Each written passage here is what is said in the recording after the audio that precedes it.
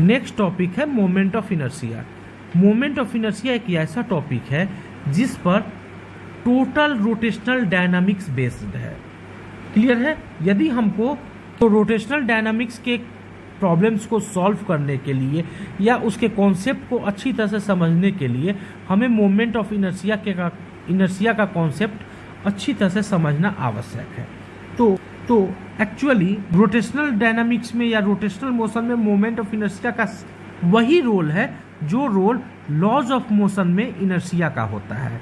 Clear है? या जो होता है वह मास से रिलेटेड होता है और इनर्शिया हमें यह बताता है कि किसी भी बॉडी को कितना आसान है लीनियर मोशन देना या कितना मुश्किल है लीनियर मोशन देना। क्लियर है? यानी कि ऑब्जेक्ट अपने लीनियर मोशन की स्थिति में चेंजिंग लाने का विरोध कर अर्थात हर एक ऑब्जेक्ट के पास एक ऐसा प्रॉपर्टी होता है जिसके कारण वह लीनियर मोशन में चेंजिंग लाने का विरोध करता है और उसी प्रॉपर्टी को हम लोग क्या कहते हैं? इनर्शिया कहते हैं। ठीक उसी तरह से मोमेंट ऑफ इनर्शिया हमें यह बताता है कि किसी भी बॉडी को रोटेट कराना अथवा किसी रोटेट करती हुई वस्तु को रोकना कितना मुश्किल है अथवा कितना आसान है। क्लियर है? ठीक। तो मोमेंट ऑफ इनर्शिया के कॉन्सेप्ट को समझने के लिए हम लोग एक एग्जांपल लेते हैं। क्लियर? मान लेते हैं कि हमारे पास एक रिजिड बॉडी है। ये हमारे पास एक रिजिड बॉडी है और यह रिजिड बॉडी मान लेते हैं कि इस लाइन के अबाउट किसी एंगुलर वेलोसिटी ओमेगा के साथ एंटी क्लॉकवाइज सेंस में रोटेट कर रहा है। तो इस लाइन को हम लोग बोलेंगे एक्सिस ऑफ रोटेशन।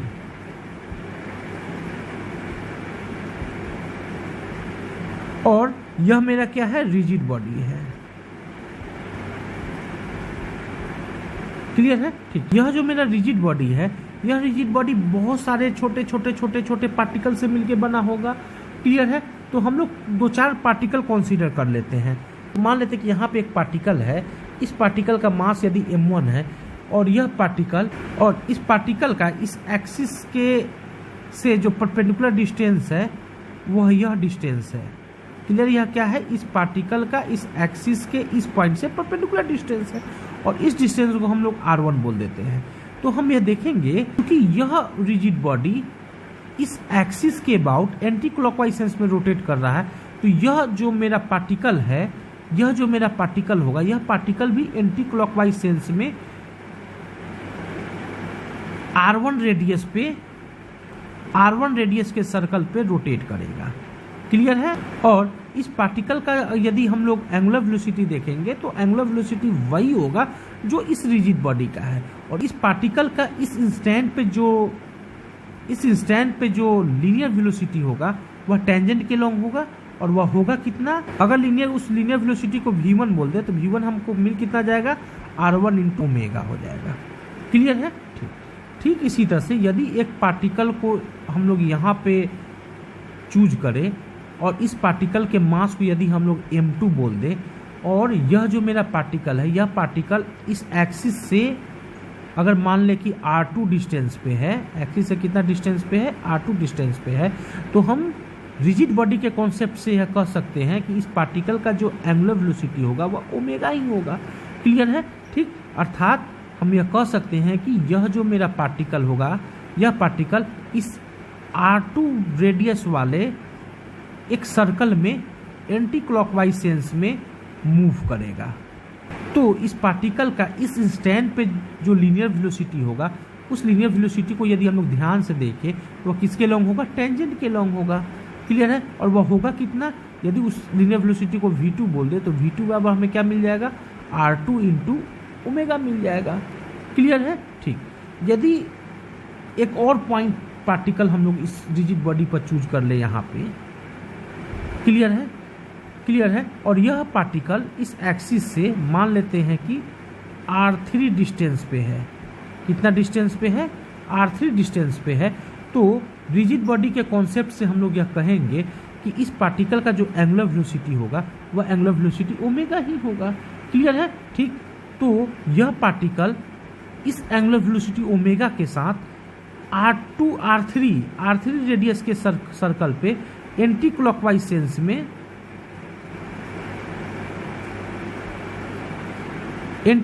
सेंस में रोटेट करेगा। इस इंस्टेंट पे इस पार्टिकल का जो लीनियर वेलोसिटी होगा वह लीनियर वेलोसिटी टेंजेंट के लॉन्ग होगा, और उस लीनियर वेलोसिटी को यदि हम लोग v3 बोल दे तो v3 बराबर हमें क्या मिल जाएगा, R3 इंटू ओमेगा मिल जाएगा। तो इस तरीके से हम लोग यह कह सकते हैं कि इस रिजिड बॉडी के सभी पार्टिकल्स इस एक्सिस के अबाउट, इस गिवन एक्सिस के अबाउट ओमेगा एंगुलर वेलोसिटी के साथ एंटी क्लॉकवाइज डायरेक्शन में अलग अलग रेडियस के साथ सर्कुलर मोशन करेगा। यदि हम लोग इस रिजिड बॉडी का काइनेटिक एनर्जी लिखना चाहें तो काइनेटिक एनर्जी बराबर हम लोग क्या लिख सकते हैं, हम लोग लिख सकते हैं कि इस पार्टिकल का काइनेटिक एनर्जी प्लस इस पार्टिकल का काइनेटिक एनर्जी प्लस इस पार्टिकल का काइनेटिक एनर्जी प्लस इस पार्टिकल का काइनेटिक एनर्जी, और ऐसे इस रिजिड बॉडी पर स्थित जितने सारे पार्टिकल हैं सभी पार्टिकल्स के काइनेटिक एनर्जी को निकाल करके हमको ऐड कर देना होगा। तो हमें क्या मिल जाएगा, इस रिजिड बॉडी का इस एक्सिस के बाद काइनेटिक एनर्जी मिल जाएगा। क्लियर है? ठीक। तो काइनेटिक एनर्जी बराबर हम लोग क्या लिखेंगे, इस पार्टिकल का काइनेटिक एनर्जी हम लोग कितना लिखेंगे, हाफ इंटू इस पार्टिकल का मास m1 है, m1 into v1 square. v1 हमारे पास कितना है, r1 इंटू ओमेगा स्क्वायर, तो क्या लिख देंगे, r1 into omega square. Clear है? प्लस इस पार्टिकल का काइनेटिक एनर्जी जब हमको लिखना पड़ेगा तो हम लोग क्या लिखेंगे, हाफ मास m2 माने हैं ना, तो m2 into r2 into omega का स्क्वायर। क्लियर है?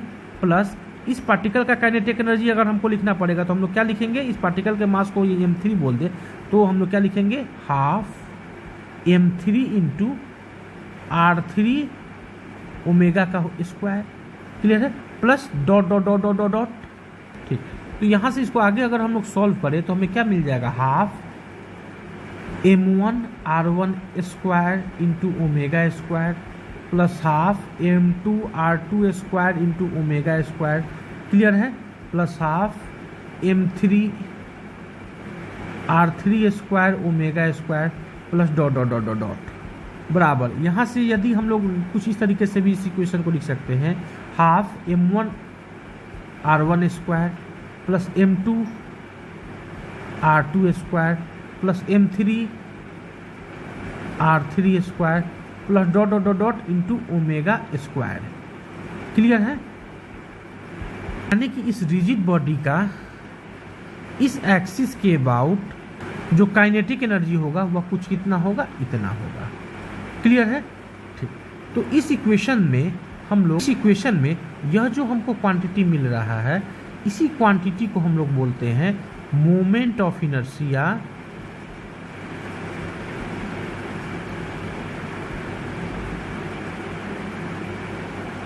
Of rigid body about given axis. इसको जनरली आई से हम लोग इंडिकेट करते हैं। किससे इंडिकेट करते हैं? आई से इंडिकेट करते हैं। तो kinetic energy of rotating body का जो हमें फॉर्मूला मिल जाएगा वह हाफ क्या मिल जाएगा, आई इंटू ओमेगा स्क्वायर मिल जाएगा। क्लियर है? ठीक। यानी कि कोई रिजिड बॉडी यदि ओमेगा एंगुलर वेलोसिटी के साथ किसी एक्सिस के अबाउट रोटेट कर रहा हो तो उस रिजिड बॉडी का जो काइनेटिक एनर्जी होता है वह काइनेटिक एनर्जी कुल कितना होता है, कुछ इतना होता है। क्लियर है? जहाँ मान ले कि यह हमारे पास कोई ऑब्जेक्ट है, ऑब्जेक्ट का मास कैपिटल M है और इसका लीनियर वेलोसिटी मान लेते हैं कि कैपिटल V है, तो इसका जो काइनेटिक एनर्जी होता है वह क्या होता है, half m into V square होता है। क्लियर है? ठीक। यानी कि इस काइनेटिक एनर्जी में m का वैल्यू जितना ज़्यादा होगा उसका क्या होगा, काइनेटिक एनर्जी उतना अधिक होगा। क्लियर है? तो जितना अधिक काइनेटिक एनर्जी होगा उतना इसको टफ है रोकना, तो इसको रोकने के लिए हमको ज़्यादा ताकत की आवश्यकता पड़ेगी। इस ऑब्जेक्ट के मोशन में चेंजिंग लाने के लिए हमको ज़्यादा ताकत लगाना पड़ेगा। क्लियर है? ऑब्जेक्ट का यही गुण क्या कहलाता है? इनर्शिया कहलाता है। ठीक उसी तरह से ओमेगा एंगुलर वेलोसिटी के साथ रोटेट करते हुए किसी रिजिड बॉडी का काइनेटिक एनर्जी जितना ज़्यादा होगा तो हम लोग यह बोलेंगे कि उस रिजिड बॉडी के लिए आई का वैल्यू उतना ही अधिक है। क्लियर है? यानी कि जिस रिजिड बॉडी का आई का वैल्यू जितना ज़्यादा होगा उस रिजिड बॉडी को घूमने से रोकने के लिए हमें उतना अधिक ताकत लगाना पड़ेगा। उतना अधिक ताकत लगाने का सेंस यहाँ पे टॉर्क लगाना पड़ेगा। टॉर्क का कॉन्सेप्ट हम लोग आगे पढ़ेंगे। रोकने के लिए जितना अधिक ताकत लगाना पड़ेगा हम लोग कहेंगे कि उसका मोमेंट ऑफ इनर्शिया उतना ही अधिक है। क्लियर है? अगर हमको कम ताकत लगाना पड़ रहा है यानी कि कम टॉर्क लगाना पड़ रहा है तो हम लोग कहेंगे कि उसका मोमेंट ऑफ इनर्शिया कम है। अर्थात कोई घूमता हुआ रोटेट करता हुआ रिजिड बॉडी अपने रोटेशन के स्टेट में चेंजिंग लाने का विरोध करता है। क्लियर है? और यही प्रॉपर्टी बॉडी ऑब्जेक्ट का क्या कहलाता है? मोमेंट ऑफ इनर्शिया कहलाता है। क्लियर है? ठीक, तो मोमेंट ऑफ इनर्शिया का हम लोग डेफिनेशन नोट कर लेते हैं। तो डेफिनेशन नोट कर लेते हैं। Moment of inertia gives a measurement of the resistance of a body to a change in its rotational motion. Clear है? अदर लैंग्वेज में हम लोग बोल सकते हैं the property of the body due to which it opposes the state of rest or uniform rotation about an axis is called moment of inertia। Clear है? तो moment of inertia किसी भी रिजिड बॉडी का एक वैसा गुण है जिस गुण के कारण वह रिजिड बॉडी अपने एक्सिस के अबाउट रोटेशनल मोशन को या स्टेट ऑफ रेस्ट के कंडीशन को चेंजिंग लाने का विरोध करता है। क्लियर है? यदि कोई बॉडी रेस्ट में है तो उसका मोमेंट ऑफ इनर्शिया ज़्यादा है तो उस बॉडी को घुमाना काफ़ी मुश्किल है। बॉडी का मोमेंट ऑफ इनर्शिया यदि ज़्यादा है, बहुत ज़्यादा है, और तो उस बॉडी को, उस रोटेट करती हुई बॉडी को रोकना भी कठिन होगा। क्लियर है? ठीक, तो एक्चुअली मोमेंट ऑफ इनर्शिया क्या है? एक मेजरमेंट है जो हमको क्या बताता है? रोटेशनल मोशन में चेंजिंग के रेजिस्टेंस को, विरोध को माप कर बताता है। अब हम लोग calculation of moment of inertia को समझते हैं। अब हम लोग पार्टिकल के मोमेंट ऑफ इनर्शिया को कैलकुलेट करना सीख लेते हैं। हमारे पास यह एक एक्सिस है। क्लियर है? और हमारे पास यह कोई ऑब्जेक्ट है, कोई पार्टिकल है।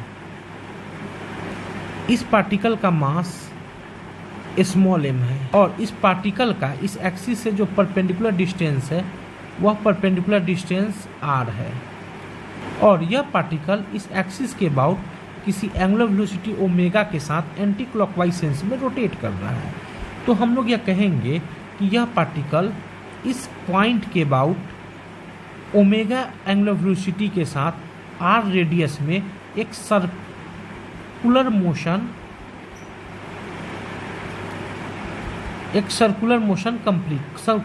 करेगा। पार्टिकल का इस एक्सिस के अबाउट, इस एक्सिस ऑफ रोटेशन के अबाउट जो मोमेंट ऑफ इनर्शिया होगा उसे यदि हम लोग आई बोल दे तो आई बराबर डिफाइन किया गया है। इस पार्टिकल का मास कितना है? m, और एक्सिस से परपेंडिकुलर डिस्टेंस कितना है? परपेंडिकुलर डिस्टेंस हमारे पास कितना है? स्मॉल r है। तो इस पार्टिकल का जो मोमेंट ऑफ इनर्शिया होगा इस एक्सिस के अबाउट वह होगा स्मॉल m r स्क्वायर। यह जो r है वह r क्या है? Perpendicular distance from axis of rotation. बस यह हमको ध्यान में रखना है। यदि हम लोग मान लेते हैं कि यह हमारे पास एक एक्सिस है, क्लियर है, पार्टिकल है वह इस एक्सिस पर ही एग्जिस्ट कर रहा है। एक्सिस से पार्टिकल के बीच का जो परपेंडिकुलर डिस्टेंस होगा वह कितना होगा? 0 होगा। तो इस स्थिति में इस पार्टिकल का इस एक्सिस के बाद जो मोमेंट ऑफ इनर्शिया होगा आई, वह आई क्या होगा? m इंटू 0 का square that is equal to 0। Clear है? ठीक, यानी कि जब कोई भी पार्टिकल एक्सिस ऑफ रोटेशन पे ही एग्जिस्ट करता हो तो उस पार्टिकल का मोमेंट ऑफ इनर्शिया उस एक्सिस ऑफ रोटेशन के बाद क्या होता है? जीरो होता है।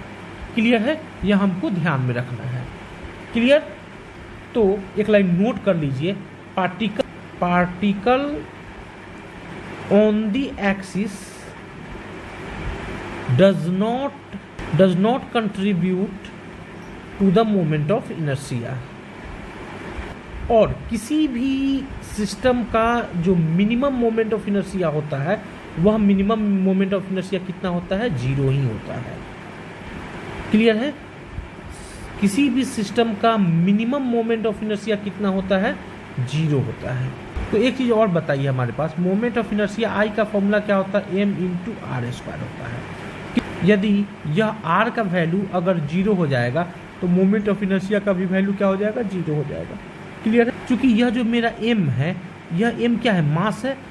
क्लियर है, तो मास हमेशा क्या होता है, पॉजिटिव होता है, और r जो है वह क्या है, परपेंडिकुलर लेंथ है, और उसका स्क्वायर हमेशा क्या होगा, पॉजिटिव ही होगा।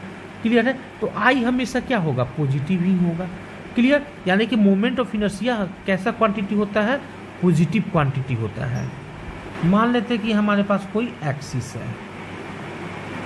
क्लियर है, ठीक, और हमारे पास यहाँ पे एक पार्टिकल है, और इस पार्टिकल का मास स्मॉल m है, और इस पार्टिकल और यह पार्टिकल इस एक्सिस से परपेंडिकुलरली स्मॉल r डिस्टेंस पे, इस पार्टिकल का जो मोमेंट ऑफ इनर्शिया होगा वह क्या हो जाएगा, इस एक्सिस ऑफ रोटेशन के अबाउट क्या हो जाएगा, mr स्क्वायर हो जाएगा। क्लियर है, ठीक। अब हम लोग करते क्या है, इस पार्टिकल को इस एक्सिस के पैरेलल हम लोग यहां पे ला करके शिफ्ट कर देते हैं। क्लियर है, ठीक। पार्टिकल शुरू में कहां पे था, यहां पे था। क्लियर, अब हमने पार्टिकल को क्या किया, इस एक्सिस के पैरेलली हम लोग शिफ्ट कर दिए, और कहाँ ला दिए, यहाँ पे ला दिए। पार्टिकल का यह कौन सा पोजीशन हो गया, न्यू पोजीशन हो गया। क्लियर है, तो इस समय भी इस पार्टिकल का इस एक्सिस से जो परपेंडिकुलर डिस्टेंस होगा वह परपेंडिकुलर डिस्टेंस क्या हो जाएगा, r ही होगा। क्लियर है, क्लियर है, ठीक। तो इस समय इस पार्टिकल का जो मोमेंट ऑफ इनर्शिया आई होगा वह आई क्या हो जाएगा, mr स्क्वायर ही होगा। क्लियर है, ठीक। तो इससे यह स्पष्ट होता है कि किसी भी पार्टिकल को यदि हम लोग एक्सिस के पैरेलल मूव करा देते हैं, शिफ्ट करा देते हैं, तो उस पार्टिकल के मोमेंट ऑफ इनर्शिया में किसी भी तरह का कोई चेंजिंग नहीं होता है। क्लियर है, तो नोट कर लीजिए इस चीज को। If the particle is shifted parallel to axis of rotation, then moment of inertia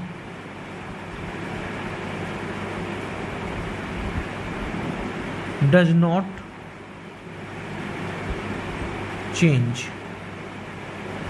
अच्छा, मोमेंट ऑफ इनर्शिया का फॉर्मूला क्या है हमारे पास, I बराबर mr स्क्वायर। m का यूनिट क्या होता है, किलोग्राम। r का यूनिट क्या होता है, मीटर। तो यहाँ पे क्या हो जाएगा, मीटर स्क्वायर हो जाएगा। तो unit of moment of inertia I वो हमारे पास क्या हो जाएगा, किलोग्राम मीटर स्क्वायर हो जाएगा।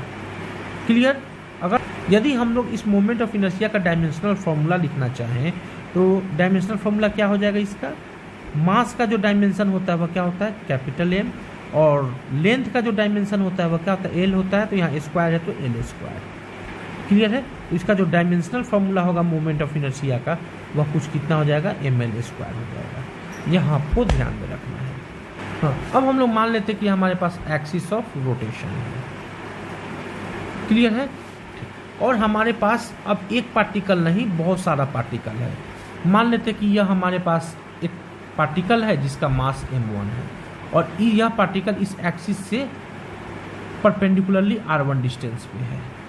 क्लियर है, हमारे पास यहाँ पे एक दूसरा पार्टिकल है, इसका मास मान लेते हैं कि m2 है। यह पार्टिकल इस एक्सिस ऑफ रोटेशन से मान लेते हैं कि r2 डिस्टेंस पे है। यहाँ पे हमारे पास एक तीसरा पार्टिकल है m3। यह पार्टिकल इस एक्सिस से परपेंडिकुलरली r3 डिस्टेंस पे है। तो हमसे यह पूछा जाता है कि सिस्टम का हमारे पास मोमेंट ऑफ इनर्शिया कितना है वह बताइए। क्लियर है? ठीक, तो सिंपली करेंगे क्या हम लोग, इस पार्टिकल का इस एक्सिस ऑफ रोटेशन के अबाउट मोमेंट ऑफ इनर्शिया निकालेंगे।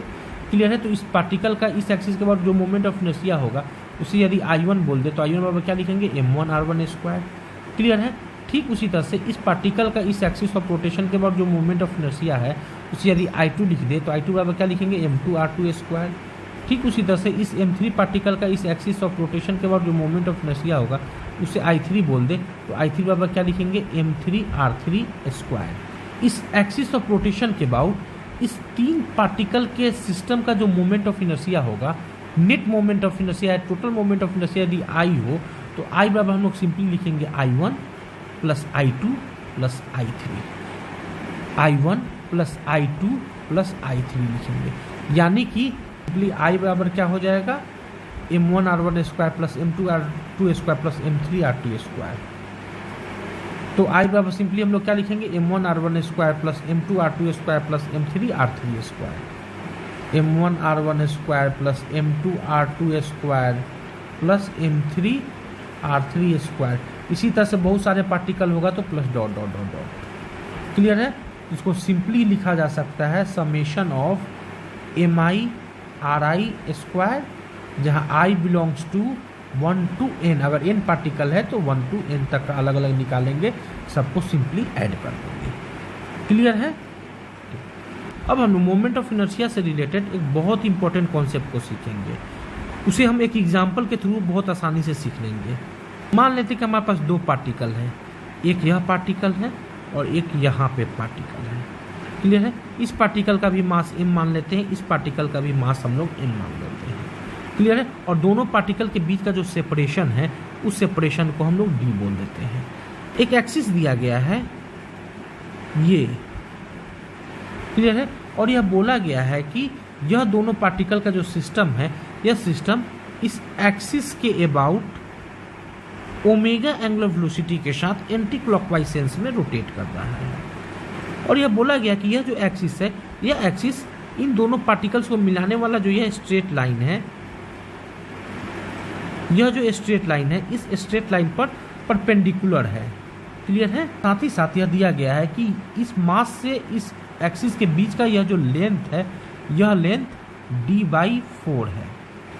कहा गया है कि इस सिस्टम ऑफ पार्टिकल का इस एक्सिस ऑफ रोटेशन के about moment of inertia calculate करके बताइए। क्लियर है? सिंपल है। इस एक्सिस ऑफ रोटेशन के अबाउट इस पार्टिकल का जो मोमेंट ऑफ इनर्शिया होगा उसे यदि हम लोग I1 बोल दे तो I1 बराबर क्या लिखेंगे, m इंटू पार्टिकल से एक्सिस ऑफ रोटेशन के बीच का जो परपेंडिकुलर लेंथ है वह d/4 है, तो क्या लिख देंगे, m इंटू d/4 का स्क्वायर। क्लियर? ठीक उसी तरह से इस पार्टिकल का इस एक्सिस के बाद जो मोमेंट ऑफ इनर्शिया होगा उसे यदि हम लोग I2 बोल दे तो I2 बराबर क्या लिखेंगे, मास m है और यहाँ से लेकर के यहाँ तक का यह जो डिस्टेंस होगा, यह डिस्टेंस कितना हो जाएगा, पूरा डिस्टेंस d है, यहाँ से लेके यहाँ तक का डिस्टेंस d है, d में से यहाँ तक का यह डिस्टेंस माइनस हो जाएगा, तो यहाँ से लेके यहाँ तक का यह जो डिस्टेंस बचेगा वह क्या बचेगा, d minus d/4 that is equal to 3d/4। तो इस पार्टिकल का इस एक्सिस के बाद जो मोमेंट ऑफ इनर्शिया होगा वह क्या हो जाएगा, मास m इंटू 3d/4 का स्क्वायर। ठीक है? हमसे क्या बोला गया है, तो इंडिविजुअल पार्टिकल्स का एक्सिस के बाद मोमेंट ऑफ इनर्शिया हो गया। हमसे बोला गया कि इस एक्सिस के अबाउट इन 2 पार्टिकल सिस्टम का मोमेंट ऑफ इनर्शिया बताइए।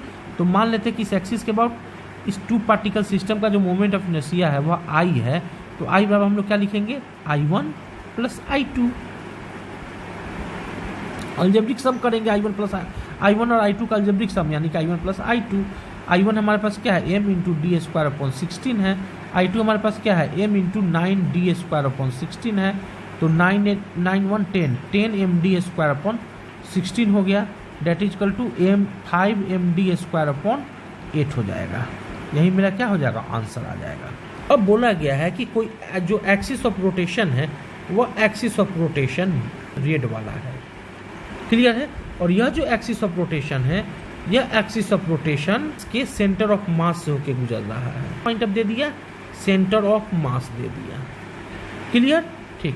तो चूंकि दोनों पार्टिकल का मास सेम है तो सेंटर ऑफ मास का मास जो होगा दोनों पार्टिकल्स को मिलाने वाला यह जो लाइन है इस लाइन के ठीक मिड पॉइंट पे होगा। क्लियर है, यह जो सेंटर ऑफ मास का जो पॉइंट हो जाएगा वह क्या हो जाएगा, मिड पॉइंट हो जाएगा। क्लियर, और हमको क्या बोला गया, इस एक्सिस ऑफ रोटेशन के अबाउट मोमेंट ऑफ इनर्शिया बताइए, इस एक्सिस के अबाउट। तो हम लोग करेंगे क्या, क्योंकि यह मिड पॉइंट हो जा रहा है इस पूरे इस लाइन का, तो यहाँ से लेकर के इस पॉइंट से मतलब इस सेंटर ऑफ मास से लेकर के इस पार्टिकल का यह जो डिस्टेंस होगा वह डिस्टेंस अब क्या हो जाएगा d/2, और इस पार्टिकल से इस सेंटर से सेंटर ऑफ मास से इस पार्टिकल का जो यह जो डिस्टेंस होगा यह डिस्टेंस भी कितना हो जाएगा d/2। क्लियर है, एक्सिस के अबाउट इन दोनों पार्टिकल के सिस्टम का जो मोमेंट ऑफ इनर्शिया होगा उसे यदि हम लोग आई डैश बोल दे तो आई डैश बराबर हम लोग क्या लिखेंगे, इस पार्टिकल का जो मोमेंट ऑफ इनर्शिया होगा वह क्या हो जाएगा m इंटू यह डिस्टेंस का स्क्वायर, और यह डिस्टेंस कितना d/2 है तो d/2 का स्क्वायर, तो क्या लिखेंगे m इंटू d/2 का स्क्वायर प्लस इस पार्टिकल का इस एक्सिस के अबाउट जो मोमेंट ऑफ इनर्शिया होगा वह क्या हो जाएगा, मास पार्टिकल के क्या है m है, और इस पार्टिकल का एक्सिस से जो परपेंडिकुलर डिस्टेंस है वह कितना है d/2 है, तो हम लोग क्या लिखेंगे m इंटू d/2 का स्क्वायर। सॉल्व करेंगे तो क्या हो जाएगा 2 into m into D square upon 4 that is equal to m into D square upon 2। I dash हमें क्या मिल गया, m into D square upon 2 मिल गया। क्लियर है, ठीक। तो एक चीज़ यहाँ पे देखिए, यह जो हमने इस एक्सिस के बाद जो हमने मोमेंट ऑफ इनर्शिया निकाला है वह कुछ इतना निकाला है, जबकि इस एक्सिस के बाद जो मोमेंट ऑफ इनर्शिया निकाला है वह कुछ हमने इतना यह निकाला है। इन दोनों में कम कौन सा मोमेंट ऑफ इनर्शिया है, तो सिंपल सी बात है कि यह मोमेंट ऑफ इनर्शिया क्या है, कम है। क्लियर है, यानी इस एक्सिस के अबाउट जो मोमेंट ऑफ इनर्शिया मिला वह हमें कम मिला, इस एक्सिस के अबाउट जो मोमेंट ऑफ इनर्शिया मिला वह कुछ ज़्यादा मिला। क्लियर है, और यह जो एक्सिस है वह सिंपली कहाँ से पास कर रहा है, इन दोनों पार्टिकल के सेंटर ऑफ मास के पास कर रहा है। क्लियर है, यानी कि जब एक्सिस सेंटर ऑफ मास से होकर गुजरता है तो मोमेंट ऑफ इनर्शिया जो होता है वह सबसे कम होता है। क्लियर है, अच्छा एक सिचुएशन और हम लोग देखते हैं। मान लेते हैं कि यह मेरे पास पार्टिकल m था, यह हमारे पास पार्टिकल भी m था, और दोनों के बीच का यह जो डिस्टेंस दिया गया था वह डिस्टेंस क्या दिया गया था, d था। इसका जो सेंटर ऑफ मास होगा वह ठीक इसके बीच में होगा। क्लियर है, अब हम एक एक्सिस ऐसा एक्सिस लेते हैं जो एक्सिस इन दोनों पार्टिकल्स को मिलाने वाला यह जो लाइन है उसी लाइन के लॉन्ग मूव करता है ऐसे। यह मेरा क्या हो गया, एक्सिस ऑफ रोटेशन हो गया। तो इस एक्सिस ऑफ रोटेशन के बाद इस पार्टिकल का जो मोमेंट ऑफ इनर्शिया होगा वह क्या हो जाएगा, 0। ठीक है, इस पार्टिकल का इस एक्सिस ऑफ रोटेशन के बाद मोमेंट ऑफ इनर्शिया क्या हो जाएगा, 0। तो इस सिस्टम का जो नेट मोमेंट ऑफ इनर्शिया हो गया वह भी कितना हो जाएगा, 0। यानी कि जब एक्सिस सेंटर ऑफ मास से गुजर रहा होता है तो मोमेंट ऑफ इनर्शिया क्या होता है, 0 होता है। क्लियर है, या मान लेते हैं हमारे पास एक इक्विलेटरल ट्रायंगल है। क्लियर, और इक्विलेटरल ट्रायंगल के इस वर्टेक्स पे मान लेते कोई मास m है, इस वर्टेक्स पे भी मास m है, इस वर्टेक्स पे भी हम लोग मास m रखें। क्लियर है, इस सभी का साइड का लेंथ जो दिया है वह a दिया गया है। क्लियर है, ठीक है, ये कोई एक्सिस है। इस एक्सिस को यदि हम लोग ए बी बोल दे तो इस ऑब्जेक्ट को, इस सिस्टम ऑफ पार्टिकल्स को हम लोग इस एक्सिस के अबाउट किसी एंगुलर वेलोसिटी ओमेगा से हम लोग क्या कर रहे हैं, रोटेट करा रहे हैं। तो इस एक्सिस के अबाउट इस सिस्टम ऑफ पार्टिकल्स का हमें मोमेंट ऑफ इनर्शिया कैलकुलेट करना है। क्लियर है, ठीक, सिंपल सी बात है। और मान लेते कि यह जो मेरा एक्सिस है यह एक्सिस ए बी है। क्लियर है, और यह जो एक्सिस दिया गया है यह एक्सिस इस AC साइड के पर परपेंडिकुलर है। इस AC साइड पर क्या है, परपेंडिकुलर है। क्लियर है, और यह जो एक्सिस है और यह जो मेरा ट्रायंगल है यह दोनों एक ही प्लेन में है। क्लियर है, ठीक। यह जो मेरा एक्सिस ऑफ रोटेशन है यह मेरा क्या है, एक्सिस ऑफ रोटेशन है। और हम मान लेते हैं कि यह जो मेरा सिस्टम है 3 पार्टिकल्स का यह जो सिस्टम है इस एक्सिस ऑफ रोटेशन के अबाउट ओमेगा एंगुलर वेलोसिटी से रोटेट कर रहा है। क्लियर है, ठीक। तो इस सिस्टम ऑफ पार्टिकल का इस एक्सिस ऑफ रोटेशन के बाद मोमेंट ऑफ इनर्शिया कितना होगा उसे हमको कैलकुलेट करना है। क्लियर, ठीक। ठीक है, तो आइए इसे हम कैलकुलेट करते हैं। तो हम लोग यहाँ देख रहे हैं कि यह जो मेरा पार्टिकल है, यह पार्टिकल इस एक्सिस पर ही लाई कर रहा है। तो इस पार्टिकल का इस एक्सिस के बाद जो मोमेंट ऑफ इनर्शिया होगा वह क्या हो जाएगा, सिंपली 0 हो जाएगा। क्लियर? ठीक, यह जो मेरा पार्टिकल है, यह पार्टिकल इस एक्सिस ऑफ रोटेशन से कितना परपेंडिकुलर डिस्टेंस पे है, ये परपेंडिकुलर डिस्टेंस पे है, और यह जो परपेंडिकुलर डिस्टेंस है वह कितना हमारे पास है, a है। तो इस पार्टिकल का जो मोमेंट ऑफ इनर्शिया होगा वह क्या हो जाएगा, m × a²। क्लियर? ठीक, अब हम लोग इस पार्टिकल को ध्यान से देखते हैं। इस पार्टिकल का इस एक्सिस ऑफ रोटेशन के बाद मोमेंट ऑफ इनर्शिया हमको कैलकुलेट करना है। क्लियर है? तो इस पार्टिकल का इस एक्सिस ऑफ रोटेशन के अबाउट जो परपेंडिकुलर डिस्टेंस होगा, वह परपेंडिकुलर डिस्टेंस कौन सा होगा, ये डिस्टेंस होगा। कौन सा परपेंडिकुलर डिस्टेंस होगा, ये डिस्टेंस होगा। और यह होगा कितना, और यह होगा कितना, इसको अब हमको कैलकुलेट करना पड़ेगा। यदि हमको यह डिस्टेंस पता चल जाए तो आसानी से इस पार्टिकल का इस एक्सिस के बाद मोमेंट ऑफ इनर्शिया कैलकुलेट कर लेंगे। क्लियर है? तो इस डिस्टेंस को पता करने के लिए हम लोग क्या करेंगे, इस पार्टिकल से इस साइड पर हम लोग एक परपेंडिकुलर लाइन खींचेंगे। क्लियर है? तो चूंकि यह एक इक्विलेटरल ट्रायंगल है, तो यह जो परपेंडिकुलर लाइन होता है, यह परपेंडिकुलर लाइन इस साइड को 2 इक्वल पार्ट्स में डिवाइड करता है। क्लियर है? यहाँ से लेके यहाँ तक का यह जो लेंथ होगा, यह लेंथ क्या हो जाएगा, a/2 हो जाएगा। क्लियर है? क्योंकि यह एक्सिस और यह एक्सिस पैरेलल है, यह जो डिस्टेंस होगा, यही डिस्टेंस क्या हो जाएगा, यह इसके इक्वल हो जाएगा। क्लियर है? तो यह भी हमें लेंथ क्या मिल गया, तो यह जो लेंथ हमें मिल गया, यह लेंथ हमें क्या मिल जाएगा, a/2 मिल जाएगा। तो इस पार्टिकल का इस एक्सिस ऑफ रोटेशन के बाद जो मोमेंट ऑफ इनर्शिया I3 होगा वह क्या हो जाएगा, m × a/2 का स्क्वायर। क्लियर है? तो इस 3 पार्टिकल सिस्टम का इस एक्सिस ऑफ रोटेशन के बाद जो मोमेंट ऑफ इनर्शिया होगा I, वह I हमें कितना मिल जाएगा, हमें मिल जाएगा, इस पार्टिकल का कितना है, 0 है, प्लस इस पार्टिकल का कितना है, प्लस इस पार्टिकल का कितना है, ma² है।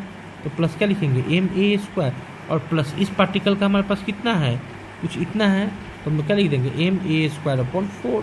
सॉल्व करेंगे तो 5ma²/4 आ जाएगा। क्लियर है? यानी कि इस एक्सिस ऑफ रोटेशन के अबाउट इस 3 पार्टिकल सिस्टम का जो मोमेंट ऑफ इनर्शिया होगा वह कुछ इतना होगा। क्लियर? ठीक, मान लेते हैं कि जो मेरा एक्सिस ऑफ रोटेशन है वह इस BAC साइड के लॉन्ग ये से मूव कर रहा है। अब मेरा जो नया दूसरा जो एक्सिस ऑफ रोटेशन है वो कुछ ये है। इस एक्सिस ऑफ रोटेशन के अबाउट हमको मोमेंट ऑफ इनर्शिया निकालना है। क्लियर है? आसानी से निकल जाएगा। यह जो मेरा एक्सिस ऑफ रोटेशन है, इस एक्सिस ऑफ रोटेशन पे यह पार्टिकल एग्जिस्ट कर रहा है, तो इस पार्टिकल का इस एक्सिस ऑफ रोटेशन के बाद जो मोमेंट ऑफ इनर्शिया होगा वह क्या हो जाएगा, 0 हो जाएगा। क्लियर है? ठीक ठीक उसी तरह से यह जो पार्टिकल है, यह पार्टिकल इस एक्सिस ऑफ रोटेशन पे ही लाई कर रहा है, इसका जो मोमेंट ऑफ इनर्शिया होगा वह भी क्या हो जाएगा, 0 हो जाएगा। क्लियर है? अब हमको इस पार्टिकल का इस एक्सिस ऑफ रोटेशन के बाद मोमेंट ऑफ इनर्शिया निकालना है। तो इस पार्टिकल से इस एक्सिस पर जो परपेंडिकुलर लाइन हम लोग ये खींचेंगे, यह जो परपेंडिकुलर लाइन होगा, इस परपेंडिकुलर लाइन का जो लेंथ होगा वह लेंथ कितना हो जाएगा, क्योंकि यह लेंथ a दिया हुआ है, यह लेंथ क्या दिया हुआ है, a दिया हुआ है, और यह जो लेंथ हमारे पास है वह a/2 है। तो यह जो लेंथ होगा वह हमारे पास क्या हो जाएगा, √a² - a²/4 हो जाएगा, that is equal to √3a/2 हो जाएगा। क्लियर है? ठीक, तो इस पार्टिकल का इस एक्सिस ऑफ रोटेशन से हमें परपेंडिकुलर डिस्टेंस ये पता चल गया। तो इस पार्टिकल का इस एक्सिस ऑफ रोटेशन के बाद जो मोमेंट ऑफ इनर्शिया होगा उसे यदि हम लोग I3' बोल दें तो I3' हमें क्या मिल जाएगा, मास तो m है, m × √3a/2 का स्क्वायर मिल जाएगा, that is equal to 3ma² मिल जाएगा। क्लियर है? तो इस एक्सिस के अबाउट सिस्टम का जो नया मोमेंट ऑफ इनर्शिया होगा वह नया मोमेंट ऑफ इनर्शिया कितना हो जाएगा, इस पार्टिकल का 0, इस पार्टिकल का 0 और इस पार्टिकल का कुछ इतना है। तो हम लोग क्या लिखेंगे, 0 + 0 + 3ma²/4, that is equal to I बराबर हमें क्या मिल जाएगा, 3ma²/4 मिल जाएगा। क्लियर? ठीक, अच्छा एक चीज़ और बताइए, यह हमारे पास क्या था, ये हमारे पास ट्रायंगल था और यहाँ पे एक पार्टिकल था मास m, यहाँ पे एक पार्टिकल था मास m, यहाँ पे एक पार्टिकल था मास m। इसका सेंट्रोइड कहाँ होता है? यहाँ पे होता है। क्लियर है। और इस सेंट्रोइड से इस शीर्ष का जो लेंथ होता है वह क्या होता है? a/√3 होता है। इस वर्टेक्स से इस सेंट्रोइड का जो लेंथ होता है वह क्या होता है? a/√3 होता है। इस वर्टेक्स से इस सेंट्रोइड का जो यह जो लेंथ होता है वह भी क्या होता है? a/√3 होता है। यह कौन सा पॉइंट है? मेरा सेंट्रोइड है। कौन सा पॉइंट है? सेंट्रोइड है। और यह जो मेरा ट्रायंगल है इस ट्रायंगल के प्लेन पर परपेंडिकुलर है। क्लियर है? क्लियर है। ठीक, यानी कि अगर इसको हम लोग XY प्लेन में मान ले, या ट्रायंगल को यदि हम लोग XY प्लेन में मान ले, तो एक्सिस जो है वह Z एक्सिस के लॉन्ग है। एक्सिस जो मेरा दिया गया है वह किसके लॉन्ग है? Z एक्सिस के लॉन्ग है। क्लियर है? ठीक ठीक। तो एक्सिस के अबाउट हमको इस सिस्टम ऑफ पार्टिकल का मोमेंट ऑफ इनर्शिया कैलकुलेट करना है। क्लियर। और एक्सिस जो मेरा गिवन एक्सिस है वह कहाँ से गुजर रहा है? इस सेंट्रोइड से होके गुजर रहा है और जेड एक्सिस के अलोंग है। क्लियर है। तो हम लोग यह कहेंगे जो मेरा लेंथ होगा वह जेड एक्सिस पर क्या होगा? परपेंडिकुलर होगा। यह जो लेंथ होगा वह भी जेड एक्सिस पर परपेंडिकुलर होगा। यह जो लेंथ होगा यह भी जेड एक्सिस पर परपेंडिकुलर होगा। क्लियर है। तो उस जेड एक्सिस के अबाउट इस मास का जो मोमेंट ऑफ इनर्शिया होगा वह मोमेंट ऑफ इनर्शिया कितना हो जाएगा? मास m इंटू यह जो परपेंडिकुलर लेंथ है वह कितना? a/√3 है। तो हम लोग क्या लिखेंगे? a/√3। क्लियर। ठीक। इस पार्टिकल का इस जेड एक्सिस के बाद जो मोमेंट ऑफ इनर्शिया होगा वह क्या हो जाएगा? मास कितना है इसका? m है।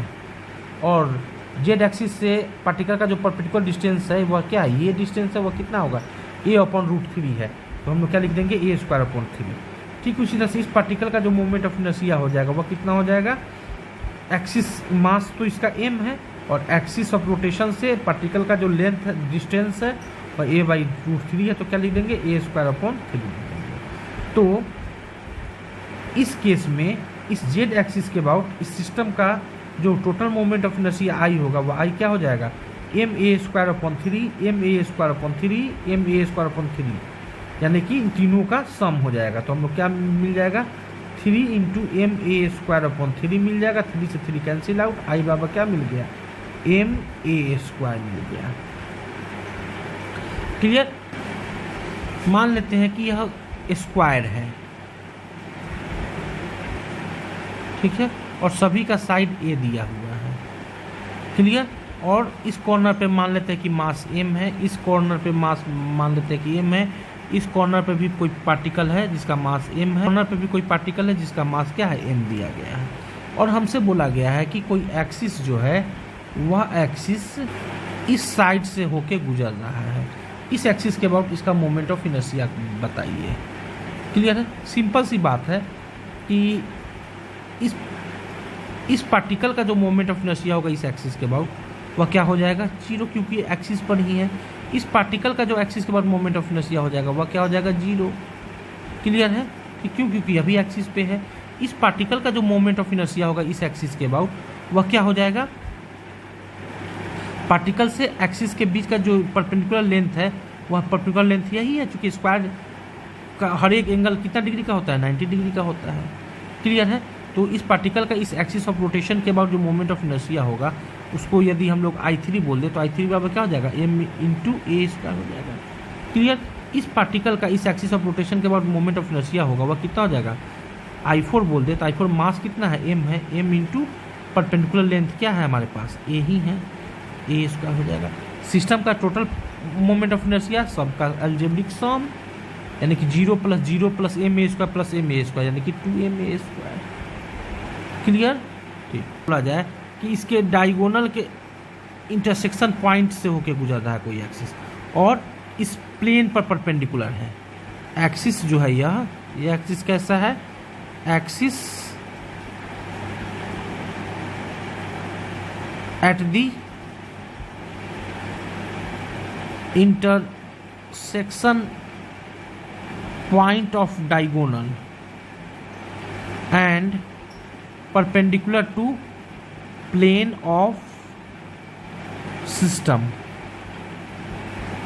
तो इस एक्सिस के बाद अगर मान लेते कि यह पूरा सिस्टम 4 पार्टिकल का यह जो सिस्टम है वह सिस्टम एक्स वाई प्लेन में है, तो एक्सिस जो होगा वह जेड एक्सिस के लॉन्ग हो जाएगा।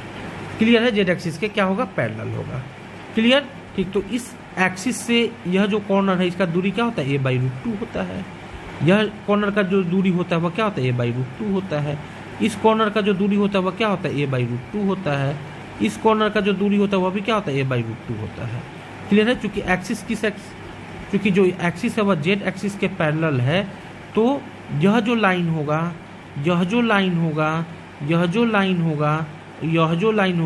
यह सभी इस एक्सिस पर क्या होगा? परपेंडिकुलर होगा। क्लियर है? तो इस एक्सिस के बाद इस पार्टिकल का जो मोमेंट ऑफ इनर्शिया होगा वह कितना हो जाएगा? वह हो जाएगा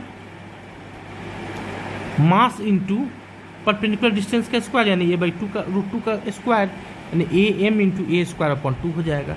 इस पार्टिकल का इस एक्सिस के बाद जो मोमेंट ऑफ इनर्शिया होगा वह कितना हो जाएगा? मास कितना है? m है इंटू परपेंडिकुलर डिस्टेंस का स्क्वायर, यानी कि a/√2 का स्क्वायर, m a²/2 हो जाएगा। इस पार्टिकल का भी कितना हो जाएगा? मास m इंटू एक्सिस से परपेंडिकुलर डिस्टेंस, यानी कि a/√2 m इंटू a²/2 हो जाएगा। इस पार्टिकल का भी कितना हो जाएगा? मास m है इंटू एक्सिस से परपेंडिकुलर डिस्टेंस, यानी कि a/√2 का स्क्वायर, यानी a²/2 हो जाएगा। क्लियर है? तो इस एक्सिस के अबाउट इस सिस्टम का जो मोमेंट ऑफ इनर्शिया होगा वह क्या होगा? इसका इंडिविजुअल के मोमेंट ऑफ इनर्शिया का अलजेब्रिक सम, यानी ma²/2 यानी कि 4 into ma²/2 that is equal to ma². अब हम लोग कंटिन्यूअस बॉडी का मोमेंट ऑफ इनर्शिया कैलकुलेट करना सीखेंगे नेक्स्ट लेक्चर में। Thank you.